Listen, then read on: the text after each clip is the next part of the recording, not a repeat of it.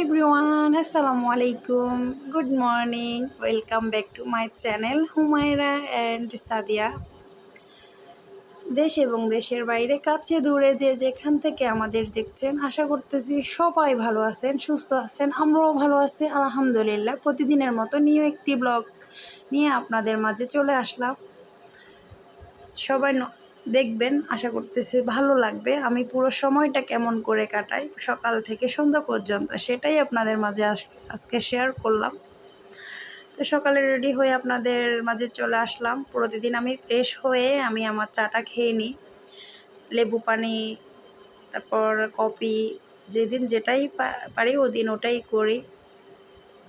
তো আজকে একটু কফি খেয়ে নিচ্ছি, নিজে এটা বানিয়ে নিচ্ছি। আবার আমার আব্বুকে একটা চা বানিয়ে দিতে হবে। ফার্স্ট টাইম আমার আব্বুকে চা বানিয়ে দিচ্ছি, কারণ আমার আম্মুই করতো সব কিছু। আমি এই ফার্স্ট টাইম এই চাটা বানাচ্ছি। তো আপনাদের মাঝে একটু শেয়ার করতেছি, যেহেতু উনি হার্টের পেশেন্ট, তো ওনাকে অনেক কিছুই মানতে হবে, অনেকভাবে চলাফেরা করতে হবে, যেহেতু রিং বসাইছে। তো আলহামদুলিল্লাহ, আল্লাহ ওনাকে সুস্থতা দান করুক, এটাই সবার কাছে দোয়া চাচ্ছি। সবাই দোয়া করবেন প্লিজ। তো এই যে আমি চাটা বানানোর জন্য সব কেটে কুটে রাখলাম, দেখি হয় কি না জানি না, তারপরে আব্বু খাওয়ার পরে বুঝতে পারবো। আমার আব্বু বলে দিয়েছে যে এভাবে রান্না করতে, এভাবে করতে, এভাবে ব্লেন্ড করে আদা রসুন দিয়ে, লেবু পানি দিয়ে, লেবুর রস দিয়ে করতে বলছে।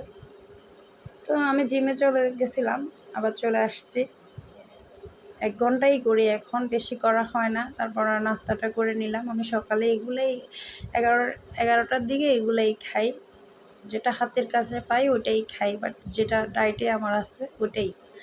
তো এই যে আমার আম্মু রান্নাবান্না করতেছে, তো আমি এখান দিয়ে আসি দেখতেছি যে কীভাবে রান্না করতেছে। আমি এটা অতটাই পারি না, যতটুকু পারি ততটুকু করি, যেটা পারি না ওটা আবার আম্মুর থেকে শিখিনি।